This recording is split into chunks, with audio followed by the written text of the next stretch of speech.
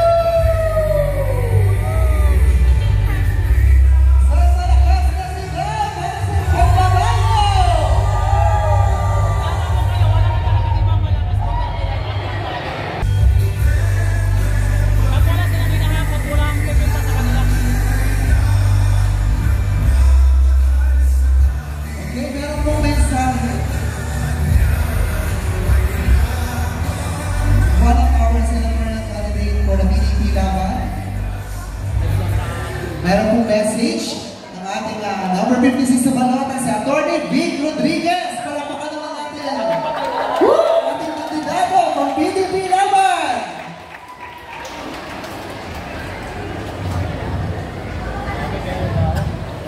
Hindi pa mapunta si Atty. Vic? Nandun nga eh.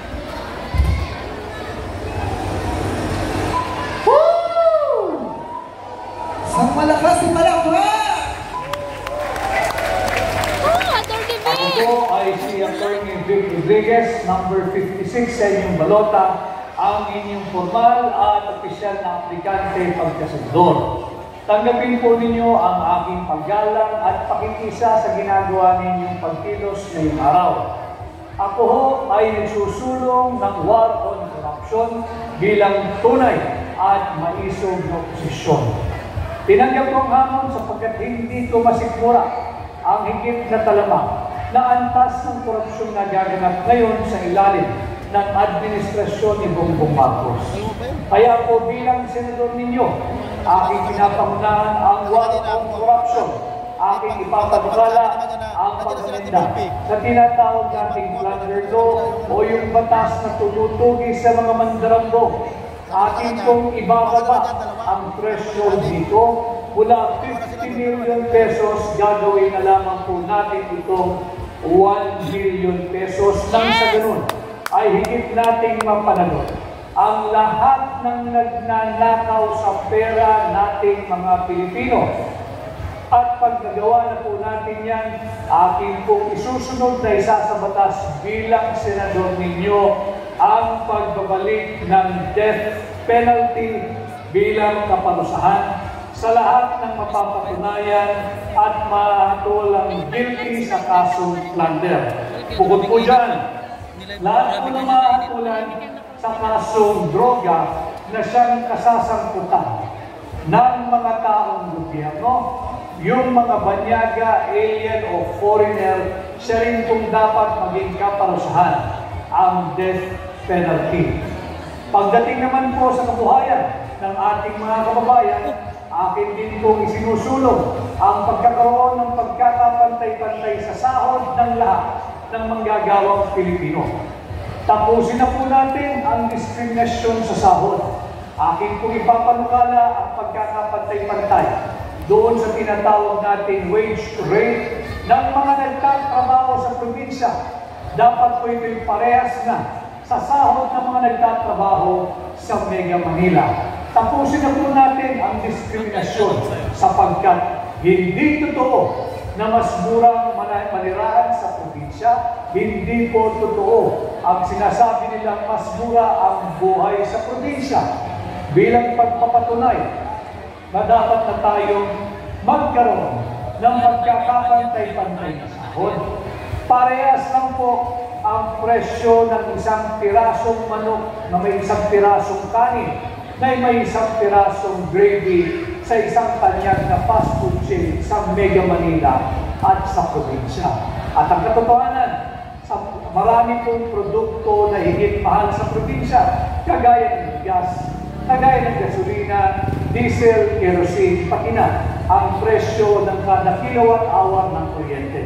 Kaya bilang senador po ninyo, aking isusulong ang pagkakaroon ng pantay-pantay na sahod sa lahat ng manggagawa nagtatrabaho ka man sa Mega Manila o sa probinsya. At siyempre, ang lagi ko pong sinasabi, ang simula at katapusan ng paghihirap ng ating bayan ay ang korupsyon. At ang korupsyon sa ating bansa ay nakaugat at patuloy na nag-uugat sa ating taunang budget. Bilang senador ninyo, pakakabantayan ko po ang tamang proseso ng pagpasa ng ating taunang budget. Sisikapin ko po na ibunyag lahat ng manumalyang provisions ng ating budget. Hindi na po tayo papayag na magpasa uli sila ng budget base sa mga napakaraming blanco sa final approved, ratified, and filed bicameral conference committee report. Ito po yung mga pangunahin natin gustong gawin bilang senador ninyo. Ako po ang magiging tagabantay ninyo sa Senado, magiging fiscalizer, tagabunyag ng lahat ng katiwalian. Muli ho, sana ako'y mapahiram ninyo ng inyong sagradong mandato ngayong May 12, 2025 bilang senador. Number 56 po sa balota, madaling tandaan, 56. 56 na hindi pa utang, 56 na hindi utang, 56 na hindi po pabigat, kundi 56 bilang puhunan sa higit na mabuting lipunan. Number 56 po sa balota, Attorney Vic Rodriguez, Pilipino, abogado, Maiso. Walang talo, matalino, mabait, amin. Isang malakas na palakpakan para sa ating kandidato na si Attorney Vic Rodriguez, number 56 sa Balota. Ayan. Woo! Sa malakas na sigaw!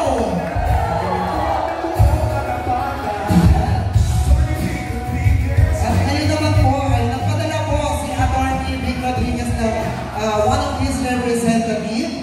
ko na po patatagalin, tawagin na po natin si Sir Pacho. Palakpakan natin! Woo! Bandang Waiso!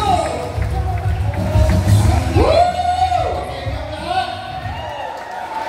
Ako ang kailangan JC! Ako ay si Pastor Tibalay! Ako ay ang Maikam! Ako ay si Atty. Vic Rodriguez! Ako ay ang Team PTV! Nandito po ako sa hapon ito sapagkat naisip natin yung madama at ang pagkaisa natin sa laban ito sa darating na halaman. At ako naman po ay nalutwa sapagkat napakainit ang inyong pagbati sa aming pagdating. Marahil ay nabanggit na sa video ni Atty. Vic Rodriguez ang kanyang mga programa at hindi ko na po ito uulitin pa. Pero ang gagawin ko ay isang maiksing kwento lamang para maintindihan ninyo kung ano ang maisog at paano namin niyakap si Atty. Vic Rodriguez bilang kandidato namin senador. Ako po ay si Pajo, pinatawan po ng Labor Power Movement, isang manggagawang leader. At nais kong ikwento sa inyo kung bakit namin sinusuportahan sa Atty. Vic Rodriguez. October 5, magkaroon kami ng All Leaders Meeting. At humingi kami ng audience kay Atty. Vic Rodriguez para sa magsalita, magbigay ng paliwanag kung ano ibig sabihin ng korupsyon sa kasalukuyang gobyerno ito. Wala pang filing para sa Senado at hindi pa siya nag-iisip na tumakbo sa Senado. Pero kung sa usapan ngayon, malinaw na kanyang paniwala kung anong ibig sabihin ng war on corruption sapagkat maraming kumakandidato lalo dun sa team na sinusuka. Anti-corruption din sila pero hindi nila may paliwanag ibig sabihin ng kanilang anti-corruption. Ngunit kay ang Senator Vic Rodriguez o kay Atty. Vic Rodriguez, nalinaw niya, nabanggit niya kanina, ang pinakapunot dulo ng korupsyon sa gobyerno ay nag-uumpisa sa paggawa pa lamang ng budget ng gobyerno. Ibig sabihin, ang lahat ng mga national government agencies kapag umuupo sila at gumagawa ng budget, naroon na ang simula kung saan kukupitin, saan kukunin at saan nanakawin ang salapi ng bayan. So nung mailinaw niya sa amin, kinanong din namin siya, ano ba yung panindigan sa interes ng mga nagagawa? Hinihilap din niya kanina. Ang sabi niya, tatanggalin ko ang provincial wage para pantay-pantay na ang lahat ng sahod mula sa NCR at sa kanunong lugar ng buong bansa. Sapagkat paparehas lang naman ang sahod, ang bilihin, ang halaga ng bilihin, kapwa dito sa NCR at sa probinsya. Ngayon, ano naman ang maisog? Ang maisog po ay hindi isang political party. Ito po ay isang kilusan. At alam kong nakasama namin kayo sa mga maraming laban. Nag-umpisa ito nung labanan natin ang People's Initiative para baguhin ang konstitusyon ng bansa na kung saan ay mawawala tayo ng karapatan para iboto ang ating halal na presidente by 2028. Kaya tinutulang ito ng maisog mula January 28 ng nakaraang taon. At hakbang-hakbang kami gumawa ng mga pagkilos. At kasama namin kayo sa lahat ng pagkilos ito hanggang dun sa Davao, hanggang pasukin ng PNP ang sentral sa Davao. Kahit yung ipagtanggol natin si VP Sara sa Kongreso at saka dito sa DMMC, nung ang balak ay ilagay sa kulungan ng kanyang COS, magkakasama tayo doon sa gates ng DMMC para ipagtanggol lamang ating VP Sara. Kaya nga, ngayon, nung araw ng October 5, ang sabi namin kay Atty. Vic, ang maisog ay isang kilusan. Hindi ito isang pampulitikong partido. Subalit lalaban kami sa anumang issue laban sa klase ng pamamahala ng gobyerno ito. Ang sabi niya sa amin, kung gayon, sama-sama tayo. Pero ang sabi namin, wala kaming boses, wala kaming mukha. Ang sabi niya sa amin, Wes, gamitin niyo ako. Ako ang magiging tagapagsalita niyo. Ako ang inyong magiging mukha. October 5. wala pa, hindi pa siya nagdidesisyon kumandidato para maging senador. Subalit sa araw na yun, mataas ang aming diwa mga manggagawa, nakikita namin sincero si Atty. Vic. Kaya inudyukan namin siya. Mali, mas mainam sa panahon ngayon ng eleksyon ay makapagsalita tayo. Ay siwalat natin ang mga programa itong laban sa mamamayan, laban sa interes ng manggagawa, laban sa interes ng mga magsasaka, laban sa interes ng mga urban poor at iba pang mga sektor sa lipunan. Kaya nga, doon namin pinaas sa kanyang kabay at hinamon namin siya. Ang sagot niya, tiyakin niyo na hindi niyo ako bibitawan. At ang sagot namin sa kanya, tiyakin mo rin na hindi mo kami bibitawan at bubutulin. Pagkatapos doon ay nagpapit na ang aming pagkamay sa kanya. November 8, uling filing ng pagkakandidato. Inatid namin sa Atty. Vic sa Comelec. Ayun nga, lahat ng aming inaasahan sa kanya ay ginampanan niya ang kanyang tungkulin sa paglilinaw sa mga issue ng bayan. Tinindigan niya ang issue sa PhilHealth. Tinindigan niya ang issue ng iba't ibang interes at nakatawan sa mamayan. Kung kaya, mainam, kung makasama natin sila sa Senado, mainam katulad ng sinabi ng Vic Sara, pag-isipan natin ng maigi kung sino ang ating iboboto. At napakahalaga po sa Senado, sapag sila po ay ginagawa ng batas, mas mainam ng ating ilalagay ay mga mambabatas o lawyer. Subalit, wag natin kakalimutan, hindi lang kailangan ng mambabatas sa Senado. Kailangan natin din ng isang pastor katulad ni Pastor Bibuloy. Kailangan natin na mayroong moral ascendancy ang ating mga mambabatas.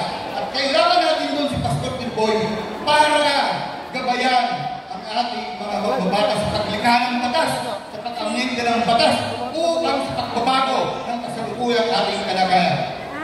So, number 53! Class 3!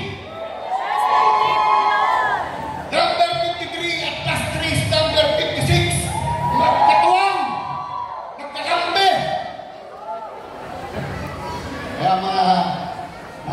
mga kasama, hindi po ang maiisok ay nagtatakbo sa election 2025 sapagkat malayo po ang aming pagtanaw. At naghahanda po kami kung sakaling dayain ating mga kandidato, palagay ko magsasama-sama tayo sa lansangan at doon tayo ay